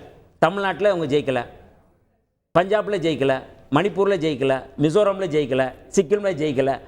முட்டை அதாவது நான் என்ன சொல்கிறேன், இந்து ராஷ்டிரத்தை பற்றி பேசுகிறாங்க. நான் திரும்ப சொல்கிறோம், விடுதலை சிறுத்தைகள் எப்போவுமே என்ன சொல்கிறோம், கோட்பாட்டு அடிப்படையில் இவங்க முன் வச்ச கோட்பாடு தோல்வி அடைஞ்சிருச்சு மக்கள்கிட்ட. நீங்கள் ராமரை பற்றி பேசுனீங்க, ராமர் வந்து அங்கே வந்து உங்களுக்கு வந்து ஒன்று கை கொடுக்கல. நீங்கள் வந்து மதவாதத்தை பற்றி பேசுகிறீங்க, கை கொடுக்கல. நீங்கள் வந்து விஜய் மிஸ்ரா வந்து அவங்க பையன் வந்து விவசாயிகளை வந்து அஜய் மிஸ்ரா வந்து கொளுத்துறா காரை வச்சு அவர் வந்து தோல்வி அடைகிறாரு. நீங்கள் எந்தெந்த இடத்துல நீங்கள் வந்து மக்களை நீங்கள் பாதிப்புக்குள்ளே உருவாக்குறீங்களோ அந்தந்த இடத்துல உங்களுக்கு தோல்வியை கொடுக்குறாங்க. இது ஒரு ஐடியாலஜி. நீங்கள் வந்து எந்த இடமா இருந்தாலும் நீங்கள் வந்து உங்களுக்கு தோல்வி அடைவீங்க. ஐடியாலஜிக்கு பின்னடைவு ஏற்பட்டிருக்கு. நீங்கள் மறுபடியும் அதைத்தான் நாங்கள் திருப்பியும் என் கேள்விக்காக நான் வரணும்ல. கூட்டணி ஆட்சி அப்படிங்கிறத நம்ம இன்னைக்கு டெல்லியில் அவங்களுக்கு அது பிரச்சனையான்னு கேட்குறோம். தமிழ்நாட்டில் ஒரு கூட்டணி ஆட்சி ஏன் வரக்கூடாதுன்ற கேள்வி இருக்கு. கூட்டணி ஆட்சி வரணும் அப்படிங்கிறதுல எங்களுக்கு மாற்று கருத்து இல்லை. ஆனால் எந்த கொள்கையின் அடிப்படையில் அமைக்கப்படணும் அப்படிங்கிறத இப்போ வந்து கொள்கையின் அடிப்படையில் கேட்பீங்களா கூட்டணி? இல்லை, அதுதாங்க. இப்போ வந்து இவங்க நடத்துகிறாங்க, கூட்டணி ஆட்சி தான் நடத்துகிறாங்க, இப்போ நடத்த போகிறாங்க. இதுதான் உண்மையான கூட்டணி ஆட்சின்னு அவங்க சொல்கிறாங்க. மத்தியில் இப்போ ஒன்றிய அரசு இப்போ வந்து நிதிஷ்குமார், சந்திரபாபு நாயுடு எல்லாருமே வந்து பேசுகிறாங்க. இவங்க எடுக்கிற முன்னெடுப்புகள் இருக்குல்ல, எந்த அடிப்படையில் முன்னெடுக்கிறாங்க அப்படிங்கிறத அடிப்படையில் தான் அது வந்து செயல்படும். இல்லைனா திருப்பி இன்னைக்கு எங்களுடைய தலைவர் எழுச்சி தமிழர் அவர்கள் வந்து முதல்வரை சந்திச்சுட்டு வெளியில் ப்ரெஸ் மீட்டில் என்ன சொல்கிறாருன்னா, குழப்பம் வரும்ன்றாங்க. ஏன்னா மாநில உரிமை பேசக்கூடிய 2 பேர் இருக்கிறாங்க, இன்னும் அது குறித்து பேசுவாங்க. இவங்க வந்து மாநிலத்தில் வந்து கூட்டணி ஆட்சி அப்படிங்கிறது ஒரு ஆசை வார்த்தை காட்டுவது, இவங்களுக்கு அது நோக்கம் இல்லை. கூட்டணி ஆட்சி அமைக்கிறோம் வாங்கன்னு சொல்லி ஒரு ஆசை வார்த்தை, ஏமாற்று வேலை. இவங்க தான் மோசடிக்காரர்கள். இவங்க எல்லாமே வந்து மோசடி ஃப்ராட் வேலை செய்கிறவங்க தானே. அப்போ அந்த வார்த்தை தான் நம்ம பேச முடியும். திரு ரவிச்சந்திரன் தான் பேசுவீங்கன்னா நான் ஒன்றும் பேசுறதுக்கு இல்லை. ஆனால் நாயுடு ஐயா வெங்கடாஜலபதி படத்தை கொடுத்தாரு மோடிக்கு. அவர் கடன் வாங்கினவர். அவர் கடன் வாங்கினவர் வெங்கடாஜலபதி. வாழ்க்கை பூரா கடன் வாங்கியிருக்கோம். இந்த மத்திய அரசாவது கரெக்டாக ஆந்திராவை காப்பாற்றணும் அப்படிங்கிற ஒரு நல்ல எண்ணத்தோட எப்போதுமே பாசிட்டிவாக பார்க்கணுங்க. நீங்கள் இப்படி தான் ஒன்றியம்னு வைங்க, இப்போ இந்தியான்றீங்க. அதெல்லாம் நல்லா நடக்கும், வளரும் போது அதெல்லாம் நடக்கும், அறிவு வளரும். அரசியலமைப்பு சட்டத்தை சொல்கிறோங்க. இந்த கூட்டணி ஆட்சியை வைத்துக்கொண்டு உங்களால் யூனிஃபார்ம் சிவில் கோடு கொண்டு வர முடியுமா? உங்களால் வந்து ஒரு நாடு ஒரு தேர்தல்னு பேச முடியுமா? நீங்க மாநில கட்சிகளை சார்ந்துதா இருக்கிறீங்க. அப்போ பல அஜெண்டா உங்களால செய்ய முடியாதுன்றது. இந்து ராஷ்டிரமே நம்ம பேச முடியாதுங்க. இந்து ராஷ்டிரத்தை பேச முடியாது. இப்ப இருக்கிறது நிதிஷ்குமாரும் சந்திரபாபு நாயுடு இந்து ராஷ்டிரம் தாங்க. நிதிஷ்குமாரா இந்து ராஷ்டிரம்? நீங்க உங்க கருத்தை சொல்லுங்க. இன்னைக்கு இந்தியாவோட கான்ஸ்டிடியூஷனை தான் வணங்கி இருக்காங்க. எங்களுக்கு 100,000 வருஷங்களாக இந்தியா தாங்க. உங்களுக்கு தான் இப்போ இந்தியான்னு ஒன்று வந்திருக்கு. அது கூட சொன்னாங்களே எப்போதாங்க பிறந்திருக்குது அந்த மாதிரி. 100,000 வருஷம் இந்தியான்றாங்க, இடையில பாரதம் மாத்தினாங்கல்ல. எங்க அவங்களே சொல்றாங்க பாரத்னு சொல்றாங்க. 100,000 வருஷம் இந்தியான்னு சொன்னேன், 8,000 வருஷமா பாரதம். அப்ப ஏன் வந்து நீங்க அது பாரத கண்டம்ங்கிறது 8,000 வருஷம், 100,000 வருஷமா இப்படி நீங்க ஏன் குழப்பிக்கிறீங்க? நான் தான் தெளிவா இருக்கேன். துக்ளக் வாசகர் எப்படி வேணாலும் மாத்தி பேசலாம். எங்க நான் மாத்தி பேசுறேன்? துக்ளக் வாசகர் மாத்தி பேசலாம். இல்லைங்க, நாங்க அப்படி பேச முடியாது. நான் பாயிண்ட் சொல்றதுக்கு நிறைய இருக்கு. ஒரு நிமிஷம் இருங்க. பாரத கண்டம்ங்கிறது எங்களுக்கு எத்தனையோ வருஷமா விடுங்க சார். தட் இஸ் டூ ரொம்ப above the head. எங்களுக்கே புரியல. நீங்க விஷயத்துக்கு வாங்க. ஏன் பாரத கண்டம்ங்கிறது உங்களுக்கு தமிழ் தாய் வாழ்த்துல இருக்குங்க. நீங்க புரியலன்னா அப்புறம் தப்பாயிடும். நீங்க என்ன தமிழ் துரோகியா இருக்கீங்க? போச்சுடா. சரி சொல்லுங்க, உங்களால கவர்மெண்டோட அஜெண்டாவை நிறைவேற்றுறதுக்கு இவங்களோட உதவி தேவை. அப்போ நீங்க உங்களோட அஜெண்டால இருக்கிற எல்லாத்தையும் செய்ய முடியாது. நீங்க தான் என்ன பாக்குறீங்கன்னா ஒரு ப்ரீபோல் அலையன்ஸை கூட்டணி ஆட்சின்னு இப்போ புதுசாக ஏதோ தனியாக சொல்கிறீங்க. கூட்டுக்கு ஆணி வச்ச ஆட்சியெல்லாம் நாங்கள் பார்த்துருக்கோம். இதெல்லாம் கூட்டணி ஆட்சி. ஒரே நாடு ஒரே தேர்தல் பேச வேண்டியது 2029க்கு அப்புறம். இப்போ பேச வேண்டிய 26க்கு அப்புறம் தான் பேசணும். இப்போ பேச வேண்டிய அவசியம் இல்லை. அப்புறம் எதுக்கு ராம்நாத் கோவிந்த் போய் பெரிய ரிப்போர்ட்லாம் கொடுத்தாரு பாருங்க. ரிப்போர்ட் இன்னைக்கு கொடுத்தா தான் 2026ல டீலிமிட்டேஷன் முடிஞ்சதுக்கு அப்புறம் 2-3 மாதம் பண்ண முடியுமான்னு சந்தேகமாச்சு. நீங்க அதெல்லாம் கவலையே நீங்க ஒரு விஷயம் நல்லா புரிஞ்சுக்கோங்க. சந்திரபாபு நாயுடுங்கிற ஒரு முதலமைச்சருங்கிற வார்த்தையை விட்டு சிஇஓ என்று அறியப்பட்டவர். அந்த சிஇஓங்கிற வார்த்தையை லிமிட்டேஷன் பண்ணா தென் மாநிலங்களுக்கு தான் கூடுதல் பாதிப்பு. வரவே வராதுங்க. ஒரு சவுத் இந்தியன் சீஃப் மினிஸ்டர் எப்படி அலோ பண்ணுவாங்க? நான் திரும்பவும் சொல்றேன், இவிஎம் கட்டமைப்பு மாதிரி இன்னைக்கு பேசுற கட்டமைப்பு நாளைக்கு மாறப்போகுது டீலிமிட்டேஷனை பொறுத்த வரைக்கும். காரணம் என்னன்னா 22 கோடிக்கு 80 பேர், மகாராஷ்டிராவில் பல கோடிக்கு 40 பேர் இப்படி இருக்கிறத முதல்ல சிதைச்சு இத்தனைக்கு இத்தனைங்கிறது வரணுங்கிறதுனால எந்த மாற்றமும் வரப்போகிறதில்ல. நீங்கள் ஜனாதிபதியை தேர்ந்தெடுக்கும் போது உங்கள் மதிப்பு குறைய போகிறதில்ல. நம்ம புரிஞ்சுக்கோங்க, நீங்கள் உங்கள் ஒரு எம்எல்ஏக்கு இத்தனை வாக்குன்னு நீங்கள் மல்டிப்ளை பண்ணுவீங்களே, அதில் எந்த குழப்பமும் வரப்போகிறதில்ல. எதுலேயுமே மாற்றம் வரப்போகிறதில்ல. எதில் மாற்றம் வரப்போகுதுன்னா, இத்தனை ஆண்டு காலமாக ஸ்ட்ரைக் ரேட்டில் வெறும் 5 லட்சம் வாக்குகளை வாங்கி சீட்டு ஒன்று வாங்க முடியும்னு இவங்களுடைய நிலைமை. 22 லட்சம் வாக்கு வாங்கினா தான் ஒரு சீட்டு வாங்க முடியும்னு காங்கிரஸ் நிலைமை இருந்து இப்போ 13 லட்சத்துக்கு ஸ்ட்ரைக் ரேட்டு குறைஞ்சி வந்திருக்கு. நல்லா இருக்கட்டும். இந்த விஷயத்தை முதல்ல கரெக்ட் பண்ணணும். ஏன்னா இந்தியா பூரா வடக்கு தெற்கு ஏரியாவில் எல்லாத்தையும் இவங்க 2 பேர் ஒப்புதலோட செஞ்சிட முடியும். 2 பேர் ஒப்புதல்னு நீங்க ஏன் பேசுறீங்க? 543 பேர் ஒப்புதலோட தான் நடக்கும். காரணம் என்னன்னா 243 பேர் வெளிநடப்பு செய்வாங்க, அவ்வளவுதான். வெளிநடப்பு செஞ்சதுனால ஒன்றும் தப்பில்லை. அவங்க உள்ள இருந்து பேசினாங்கன்னு வச்சுக்கோங்க, நாங்க பயப்படணும், நல்ல கருத்தெல்லாம் சொல்ல போறாங்க அப்படின்னு. அவங்க வெளிநடப்பு தான் செய்ய போறாங்க, வேற எதுவும் நடக்க போறது இல்ல. பாராளுமன்றத்தை டிஸ்டர்ப் பண்றதுல இருந்து ராகுல் காந்தி ஐயா தன்னுடைய திசையை மாற்றிக்கொள்ள போவதில்லை. காங்கிரஸை பொறுத்த வரைக்கும் அந்த தப்பை திரும்ப செஞ்சாங்கன்னா, சோரஸை வச்சுட்டு செஞ்ச அதே தப்பை திரும்பி செஞ்சாங்கன்னா பழிந்துரைக்க போறவங்களும் அவங்க தான் இருக்க போறாங்கிறதுல எந்த மாற்று கருத்தும் எனக்கு இல்லை. கான்ஸ்டிடியூஷனை ஒரு சின்ன புக்கு வச்சுக்கிட்டு இவர் பேசிக்கிட்டே இருந்தார் ஒவ்வொரு மீட்டிங்லையும். எங்கள் ஐயா என்ன சொன்னார், இது சின்ன புக்கு இல்லை, மாற்றுறதுக்கு ரொம்ப பெரிய புக்கு, முத்தமிட வேண்டும் அப்படி சொல்லி வந்தார். ஸோ ஐயாவை பொறுத்த வரைக்கும் அவருடைய ஆட்சி இன்னும் பல வருடங்கள் இருக்க போகுது. காரணம், பிஜேபி தான் நாட்டை ஆள போகிறதே ஒழிய, நீங்கள் என்டிஏல வேணா ஒரு புது வடிவம் கொடுத்துக்கோங்க, நியூ டைமென்ஷனல் ஆஸ்பிரேஷனல் இந்தியான்னு வேணா சொல்லுங்க. நீங்கள் எப்படி கூப்பிட்டாலும் அந்த ஆட்சி 5 வருடம் நடக்க போது, நீங்கள் எதிர்கட்சியாக தான் உட்கார போறீங்க. இல்ல அவர் பேசுறதெல்லாம் கேட்டா ஐயோ இப்படி கூட மடைமாற்றி இது நாள் வரைக்கும் தேர்தலுக்கு முன்னாடி இவங்க பேசினதெல்லாம் வேற, இப்ப அது அப்படியே அவங்களுக்கு சகாயமா எடுத்துக்கிறாங்க. எல்லாமே தான் அவர் பேசின முற்ற முழுக்க கோட்ஸ் தான். இப்பவும் என்ன சொல்றாரு, இந்தியா கூட்டணியினர் வெளிநடப்பு செய்வார்கள் அப்படிங்கிறார். அப்படின்னா பிரதமர் திரும்பவும் எதிர்க்கட்சியின் குரலை கேட்க போவதில்லை இல்ல, பேசினதே கேட்டதே இல்லை. அதனாலதானே வெளிநடப்பு செய்தாங்க. மணிப்பூரை பத்தி பேசுங்க பேசுங்க பேசுங்கன்னு சொன்னது எதிர்க்கட்சிகள் தான். நம்பிக்கை இல்லா தீர்மானம் தோற்கும்னு தெரிஞ்சே கொண்டு வந்தது எதிர்க்கட்சிகள் தான். பேசினாரா? அப்படிங்கும் போது எதிர்க்கட்சிகளின் குரலை கேட்பதே இல்லைங்கிறதா பிரதமரோட குணமா இருக்கு. அதனாலதான் சொல்றோம் அவர் கூட்டணியில் அரவணைத்து போவாரா அப்படின்னு. அப்புறம் இன்னொன்னு சொன்னார் சகோதரர், என்னன்னா இந்த அறைங்கிறது இருக்குல்ல, அது அந்த அம்மா மேல கேஸ் நடக்கும், அவங்கள வேலை விட்டு நீக்குவாங்க. அது இந்த அறை என்பது எதனால், அந்த தார்மீகம் என்னன்னு புரிஞ்சுக்கோங்க. மக்கள் போராட்டம், வர்க்க போராட்டத்தை கேலியும் கிண்டலும் செய்தது என்டிஏ. அதனால் வந்த ரௌத்திரம் தான் அந்த பெண். இப்ப நீங்க பேசாம இருக்க சொல்லுங்க அசோகா. அவர் பேசும்போது நான் வாய் மூடிட்டு தானே இருந்தேன். வெளியில அடிச்சிருக்கா, அவங்க வீட்டை தேடி போய் அடிப்பாங்களா? அவங்க வந்தாங்களே, தேடி வந்து அப்படியே அடிச்சிருக்காங்க. கேலியும் கிண்டலும் பண்றதா இவங்களோட வழக்கம். இஸ்லாமியர்கள் போராடுறாங்களா, உடனே பாகிஸ்தானுக்கு போ. தமிழர்கள் போராடுறாங்களா, நீங்க பிரிவினைவாதிகள். பஞ்சாப்லயும் ஹரியானாவிலையும் விவசாயிகள் போராடுறாங்களா, நீங்க காலிஸ்தான்ல இருந்து வந்தவங்க. எல்லாருக்கும் இனத்தை கொண்டு, மொழியை கொண்டு, அவர்களுடைய வகுப்பை கொண்டு ஒரு பிராண்டை குத்தி விடுறீங்கல்ல.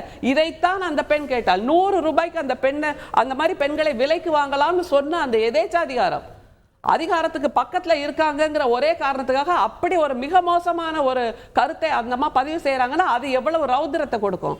அந்த இத்தனைக்கும் அந்த அடித்த பெண்மணி விவசாய குடும்பத்திலிருந்து வந்திருக்கிறார். இப்படிப்பட்டவர்கள் வலியை புரிந்து கொள்வதே இல்லை. அதனாலதான் உங்களுக்கு 240 கொடுத்திருக்காங்க. அதை புரிஞ்சுக்கோங்க. அடுத்தது, கூட்டணியை எப்படி அரவணைத்து செல்வது என்பதை பிரதமர் வேணும்னா பாலபாடமா, எல்கேஜி யூகேஜி கிளாஸா எங்களுடைய தலைவர் நம்முடைய முதல்வர்கிட்ட பாடம் கேட்க சொல்லுங்க. ஏன்னா எத்தனையோ தேர்தல்களில் சிந்தாமல் சிதறாமல் கூட்டணியை காப்பாற்றி அவரவர் கருத்தியலோடு வெற்றி பெற வைத்திருக்கிறோம். அதை முதல்ல புரிஞ்சுக்கணும். இது ஒரு மிகப்பெரிய டாஸ்க், கூட்டணியை அரவணைத்து செல்வது என்பது. அதை நம்முடைய முதல்வர் அவர்கள் மிக தெளிவாக எத்தனையோ தேர்தல்கள் வெற்றி பெற்று காமிச்சிருக்கார். அப்புறம் அயோத்தியில அந்த தலித் சகோதரர்கள் வெற்றி பெற்றது எங்களுக்கு எந்த பிரச்சனையும் இல்லை அப்படிங்கிறாங்க. இது திரும்பவும் அப்படியே மடைமாற்ற செய்ய. அது நாள் வரைக்கும் என்ன சொல்லிட்டு இருந்தார் பிரதமர், ராம்லல்லா கோயில் கட்டிட்ட, அதனால அயோத்தி முக்கியம், அதனால அங்க நாங்க வெற்றி பெறுவோம். அது என்னது, பெல் ஒரு கருத்தியல் இருக்குமா, பெல்டோசர் ஸ்டேட்ஸ் அப்படின்ற மாதிரி.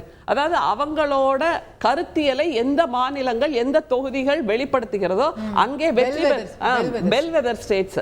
அந்த பெல்வெதர் ஸ்டேட்ஸ்ல அங்கே வெற்றி பெற்றே ஆக வேண்டும். ஏன்னா அவங்க கருத்தியலை சொல்கின்ற தொகுதிகள் அதுதான். இப்போ நீங்க தோத்து போய் நிக்கிறீங்க, எதனாலங்கிறத முதல்ல யோசிச்சு பாருங்க.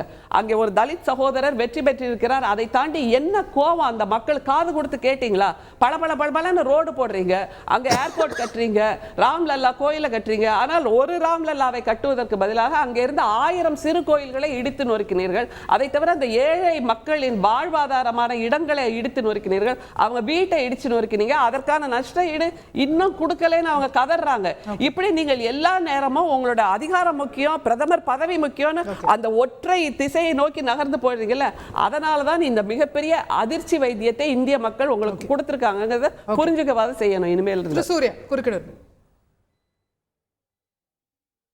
நான் அரை மணி நேரமா யாருக்கும் பதில் சொல்ல, ஒரு 5 நிமிடங்கள். முதல்ல அம்மா வந்து என்டிஏ வந்து 30 வருஷம் ஆளு, இந்திய கூட்டணி வந்து 1 வருட குழந்தை அப்படின்றாங்க.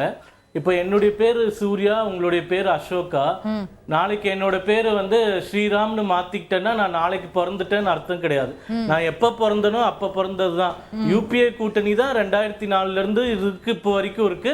அதற்கு பேர் தான் இண்டி கூட்டணின்னு மாத்திட்டீங்களே தவிர அதில் வேற எந்த வித்தியாசமும் கிடையாது. இந்த அடிப்படை புரிதல் வந்து நம்மளுக்கு முதல்ல வேண்டும். இரண்டாவது, டெல்லியில் வந்து அவ்வளோ சிறப்பாக ஆட்சி செய்கிறார்கள், அப்புறம் எப்படி பிஜேபி ஜெயிச்சது? இவிஎம் மெஷின்ல குறை இருக்குன்றாங்க.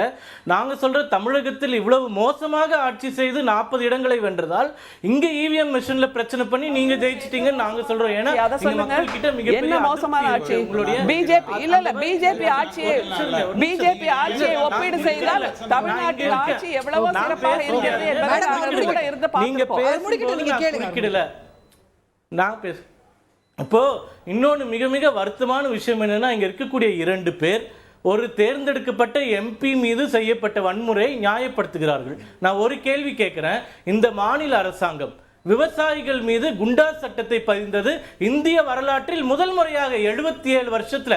அப்ப நாளைக்கு யாராச்சும் ஒரு விவசாயி வந்து முதல்வர் ஸ்டாலின் அவர்களை விடுதலை பண்ணிட்டாங்க, அதற்கு பெயர் எதிர்ப்பு தெரிவிப்பது கொள்வீர்களா? உடனடியாக கண்டன அறிக்கை வந்த உடனே விடுதலை பண்ணிட்டாங்க, அதை சேர்த்து சொல்லுங்க மிஸ்டர். அதே போன்ற இதுவுமே தவறுதான்.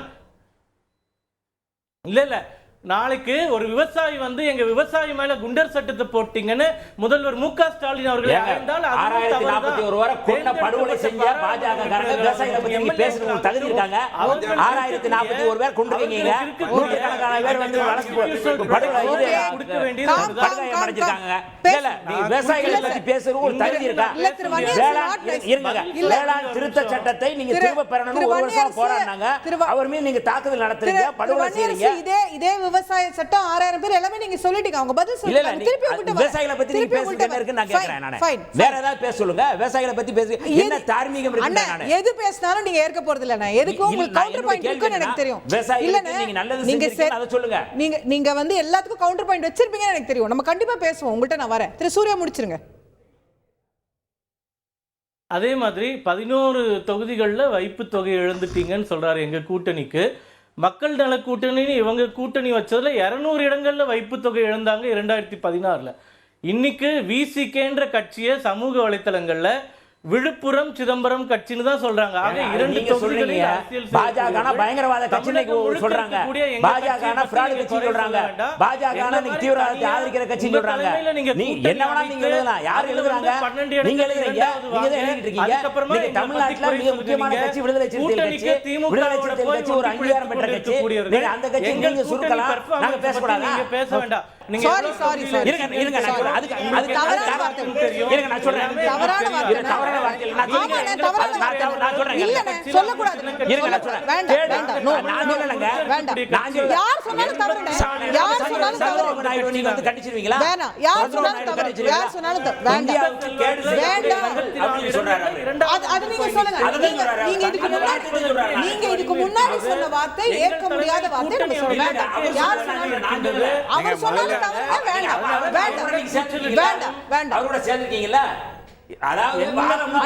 பேசுங்க. விடுதலை சிறுத்தைகளை வந்து நீங்க பேசுறதா இருந்தா பேசுங்க. நீங்க திரு சூர்யா இல்ல இறுதி கருத்து ஒன்னே ஒன்றுதான். என்ன நீங்க கூச்சலிட்டாலும் விசிகே என்பது விழுப்புரம் சிதம்பரம் கட்சி. என்னதான் நீங்க பேசினாலும் பாஜக ஒரு பயங்கரவாத கட்சி, பாஜக பயங்கரவாத கட்சி அப்படி எந்த மாற்று கருத்தும் இல்ல. இல்ல சூர்யா, பாரதிய ஜனதா கட்சிங்கிறது ஒரு பயங்கரவாத கட்சிங்க, நீங்க மதவெறி கட்சிங்க. ஏங்க நீங்க அதாவது இல்ல நான் தவறே சொல்லல. திரு சூர்யா, நீங்க அவர் சொல்லிட்டீங்க விசிகே பத்தி, அவர் அதுக்கு பதில் சொல்லிட்டாரு. நீங்க திரும்ப அதே பேசுறதா சண்டை தான் விழும். Let's go for the other things. நம்ம முடிக்கணும். உங்களுக்கு ஃபைனல் கருத்து ஏதாவது சொல்லுங்க. பதில் சொல்றேன், அவ்வளவுதான். நான் என்ன சொல்றேன், முதல்ல இந்த மாதிரி தேர்ந்தெடுக்கப்பட்ட உறுப்பினர்களை, தலைவர்களை பொது வெளியில் அட்டாக் செய்வது, இப்போ ராஜீவ்காந்தி அவர்களை கொலை செய்தவர்களை கூப்பிட்டு பாராட்டுவது, இந்த மாதிரி ஒரு தேர்ந்தெடுக்கப்பட்ட எம்பி அட்டாக் பண்ணாங்கன்னா குறைந்தபட்சம் அதற்கு ஆதரவு தெரிவிக்காமல் இருக்க வேண்டும். நாளைக்கு உங்களுக்கு அது நடந்ததுன்னா அதை நீங்க ஏத்துக்குவீங்களா? ஏத்துக்க மாட்டீங்க இல்லையா? மக்களை தவறாக வழி நடத்த வேண்டாம் என்பது என்னுடைய தாழ்மையான கோரிக்கை. அதாவது இவங்க பேசுறதெல்லாம் துறவியை போல பேசுவாங்க, செய்யறதெல்லாம் கசாப் கடைக்காரர் போல செயல்படுவாங்க. அசீமானந்தா சாமியார்னு ஒரு சாமியார், அவர் யாருன்னு தெரியும். சம்சௌதா ரயில் எக்ஸ்பிரஸில் குண்டு வச்சவர், அஜ்மீர் தர்கால குண்டு வச்சவர். அவர் இவங்க கும்பிட்றாங்க. இவங்க மோடி போய் அவர்கிட்ட போய் ஆசீர்வாதம் வாங்குறாரு. பிரக்யா தாக்கூர் இன்றைக்கி நீங்கள் மாலைகான் குண்டு வெடிப்பில் சம்மந்தப்பட்டவங்கன்னு சொல்லி வழக்கு இன்றைக்கி நடந்துகிட்டு இருக்கிறாங்க. அவங்கள எம்பி ஆக்குறாங்க. இவங்க எம்பி ஏன் கொஞ்சம் அமைதியாக இருங்க, குறுக்க ஏன் பேசிகிட்டு இருக்கீங்க? அப்போ எம்பி ஆக்குனாங்க. அப்போ ஒரு தீவிரவாதியை, ஒரு பயங்கரவாதியை இவங்க நாடாளுமன்ற உறுப்பினர் ஆக்குவாங்க, அவரை போய் ஆசீர்வாதம் வாங்குவாங்க. இவங்க எங்களுக்கு அட்வைஸ் பண்ணுறாங்க. நான் சொல்கிறேன், உண்மையாகவே கங்கனா ரணாவத்தை அடி கன்னத்தில் அரைஞ்ச கௌரவம் நான் கண்டிக்கிறேன். ஒரு கன்னத்தில் அரைஞ்சதுக்கு கண்டிக்கிறேன். அவ்வளோதான் என்னோட கருத்து. எனக்கு ஒன்றும் இல்லை. திமுகவை சார்ந்தவர் ஏர்போர்ட்டில் ஒரு வாட்டி கன்னத்தில் அறை வாங்கியிருக்காரு. ஸோ அதனால் அவர் கண்டிக்கிறதா இருந்தால் ஒரு அறையிலுக்கு பண்ணது கண்டிச்சுட்டு போகிறேன். பிரஜ்வாலை எம்பி ஆக்கினது காங்கிரஸும் ஜேடிஎஸும். அதில் தான் அவர் வந்தார். இந்த வாட்டி தோத்து போயிட்டாரு. அந்த பிரச்சனையே இவங்க முதலே சொல்லியிருந்தாங்கன்னா அவர் எம்பி பொசிஷனுக்கே வந்திருக்க மாட்டார். கரெக்டாக ஒக்கலிகாஸ் ஓட்டெல்லாம் முடிஞ்சதுக்கு அப்புறம் அழகாக அந்த பிரச்சனையை எடுத்து கொடுத்தது இவங்களோட ராஜதந்திரம், பாராட்டுறேன். பஞ்சாபில் பிஜேபிக்கு வாக்கு இருக்குது, ஆப்புக்கு இல்லை, சீட் இல்லை. போராட்டத்தை நடத்தினதெல்லாம் பாவம் அவங்க தான். அதை நீங்கள் முதல்ல புரிஞ்சுக்கோங்க. மணிப்பூரில் வாக்கு சதவிகிதமே இந்தியாவில் அதிகமாக வந்ததுங்கிறது மணிப்பூரில் தான். அப்போ அந்த மக்கள் இன்னும் ஜனநாயகத்தை நம்பி தான் எந்த இடத்துலையும் நிற்கிறாங்க. அதையும் விட அவங்க அதிகம் வாங்கியிருக்காங்க. உங்க வாக்கு சதவீதம் பெருசுன்றீங்க, ஜெயிச்சது யாரு? இங்க பாருங்க, நீங்க கேக்குறீங்களா? இன்னொரு மணிப்பூர்ல தான், இன்னொரு மணிப்பூர்ல தான் நாங்க நின்றோம். புள்ளி வர இருக்கு. இல்ல நீங்க காங்கிரஸ் எவ்வளவு, நீங்க அத பேசுறதா இருந்ததுன்னா நான் டபுள் இன்ஜின் சர்க்கார் மட்டும் எத்தனை ஸ்டேட்ல நடக்குது, இது எத்தனை ஊத்தி மூடிச்சுங்கிறது. மணிப்பூர்ல நாங்க நின்றது இன்னொரு மணிப்பூர்ல இவங்க வாக்கு எவ்வளவு வாங்கி இருக்காங்க, எத்தனை சீட் ஜெயிச்சிருக்காங்க. ஐயா, அராஜகம்னா என்னங்கிறது நீங்களே புரிஞ்சுக்கோங்க. இன்னர் மணிப்பூர்ல தான் பிஜேபி நின்றது, அவுட்டர் மணிப்பூர்ல பிஜேபி நிக்கல. நம்பர் 1 புரிஞ்சுக்கோங்க. அங்க ஜெயிச்சதும் என்டிஏ கூட்டணியில் இருக்கிறவங்க தானே ஒழிய அவங்க ஆதரவோட தான் இந்த அரசு நடக்குது. நீங்க என்னதான் 2 பெண்களை பற்றி தவறான அந்த வீடியோ திரும்ப பேசினாலும், குஜிலிபாளையத்திலையும் கொண்டாலப்பட்டிலையும் போராட்டம் நடத்தினாலும் ஆட்சியில் இருக்கிறது பிஜேபி தானே ஒழிய வேற யாருமே இல்லை. இங்கிருந்து 40 பேர் போய் எதிரணியில தான் உட்காந்துருக்காங்கிறது நல்லா புரிஞ்சுப்போம். முஸ்லீம் போராட்டம் ஒரே ஒரு செகண்ட் தான். இப்ப முஸ்லீம் சகோதரிகள் போராட்டம் நடத்துறாங்க. எனக்கு 1 லட்சம் கொடுக்குறேன்னு சொல்லி அட்டையை கொடுத்தீங்களே, அந்த 1 லட்சத்தை எப்ப கொடுப்பீங்கன்னா அவங்க போராட்டம் நடத்துறாங்க. முடிஞ்சா மதிப்பு கொடுத்து அதுக்கு வாங்கி கொடுக்கறதுக்கு பாருங்க. ராகுல் காந்தி ஐயா கிட்ட சொத்து இருக்கு நிறைய. Okay madam, final comment. இது தனிப்பட்ட முறையில் கமெண்ட் பண்றதெல்லாம் ரொம்ப அநாகரிகமா இருக்கு. இல்ல ஒரு அறை கொடுக்கறது தப்பு அப்படின்னா, புல்டோசர் கலாச்சாரத்தை பத்தி யார் அதிகமா பேசினா? ஒரு முதல்வர்கிட்ட போய் கத்துக்கோங்கன்னு சொன்னது யாரு? அதே மாதிரி ஒரு தலித் சகோதரரை உட்கார வைத்து அவர் மீது சிறுநீர் கழித்தது யாரு? இவங்க எல்லாமும் தேர்ந்தெடுக்கப்பட்ட பிரதிநிதிகள் தானே. அதனால சூர்யா அவர்கள் தேர்ந்தெடுக்கப்பட்ட ஒரு நாடாளுமன்ற உறுப்பினர்னு திடீர்னு கங்கனா மேல பாசம் வருதுன்னா என்ன, அவங்க என்ன சுதந்திர போராட்டத்தில் ஈடுபட்டு வந்தாங்களா, இல்ல உங்க RSS குழுவில் இருந்துட்டு வந்தாங்களா? திடீர்னு 2014 தான் சுதந்திரமே கிடைச்சது, அதனால மோடி வாழ்கன்னு சொன்னதுனால நீங்க சீட் கொடுத்தீங்க. இல்லைன்னா அவங்களுக்காக என்ன சிறப்பு இருக்குன்னு அதை கொஞ்சம் சொல்லுங்க. அதை தவிர இந்த கூட்டணியில் இருக்கிற நிதிஷ்குமார் அவர்களும் சந்திரபாபு நாயுடு அவர்களும் நிச்சயமாக நெடுநாள் நீடிப்பார்களா அப்படிங்கிறதுக்கு ஒரு கேள்வி இருக்கு. நிதிஷ்குமார் என்ன கேட்கிறாரு?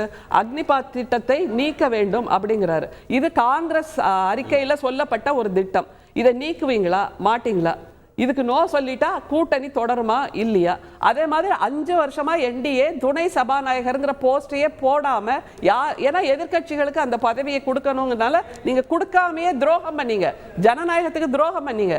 இப்ப அதை பண்ண போறீங்களா? அப்படி பண்ண போறீங்கன்னா நிதிஷ்குமார் உங்களோட தொடர்வாரா? அது ஒரு கேள்வி இருக்கு. அதே மாதிரி சந்திரபாபு நாயுடுக்கு வாங்க, அவர் என்ன கேட்கிறாரு, ஆந்திராக்கு ஸ்பெஷல் ஸ்டேட்டஸ் வேணும் அப்படின்னு. நீங்க காஷ்மீர்ல 370 நீக்கினதை பெருமைன்னு சொல்றீங்க, அப்ப இங்க ஸ்பெஷல் ஸ்டேட்டஸ் கொடுப்பீங்கன்னா வழக்கம் போல இன்னைக்கு போய் முரளி மனோகர் ஜோஷியை மோடி அவர்கள் பார்த்திருக்காங்கல்ல, 75 வயசாயிடுச்சுன்னா நீ எதுக்குமே லாய்க்கு இல்ல, தள்ளி போ அப்படின்னு சொன்ன ஒருத்தரை போய் இன்னைக்கு கையை பிடிச்சு நான் இவரோட நெடுநாள் பழகி இருக்கிறேன் அப்படின்னு அந்த அப்பீஸ்மெண்ட் பாலிசி பிரதமர் சொன்னதுதான், அப்பீஸ்மெண்ட் பாலிசியை அவர் பயன்படுத்திட்டு இருக்காரு இப்போ. அதே மாதிரி சந்திரபாபு நாயுடு இன்னொன்னு கேட்கிறார், 4% இடஒதுக்கீடு இஸ்லாமியர்களுக்கு நாங்கள் கொடுப்போங்கிறாரு. இதிலே முரண்படுவார்களா? அதுதான் எங்களோட கேள்வி. அதனால இந்த கூட்டணி என்பது வெகு நாள் நீடிக்காது. ஏன்னா டபுள் என்ஜின் சர்க்காராக இருக்கக்கூடிய நிதிஷ்குமாரும் சந்திரபாபு நாயுடும் நிச்சயமாக நீண்ட நாள் இருக்க போறது. டாபிக்ல பேசி உங்களை ரொம்ப வெகுவாக பாராட்டி நான் நிகழ்ச்சி நிறைவு செய்யறேன். சூர்யா ஏதோ சொல்ல விரும்புறீங்க? ஒரு வரைக்கும் தான் டைம் இருக்கு. இல்ல எங்க கூட்டணி பிரச்சனையை பேசிட்டு இருக்கும்போதே அங்க ஆம் ஆத்மின்னு ஒரு கட்சி இந்தி கூட்டணியிலிருந்து கலந்துட்டு போயிடுச்சு. இன்னும் எவ்வளவு கட்சி எவ்வளவு நாள் கலந்துட்டு போகுது, அந்த கூட்டணி இருக்கான்றத முதல்ல பார்த்து தக்க வச்சுக்கணும். பாப்போம். தேங்க்யூ, நன்றி, வணக்கம். இன்னும் 5 ஆண்டுகள் சொல்ல போகிறது இந்த கூட்டணி எப்படி செயல்பட போகிறது அப்படின்னு பங்கேற்று கருத்து தெரிவித்த அனைவருக்கும் நன்றி. பார்த்தவங்களுக்கு நன்றி. நேரத்தில்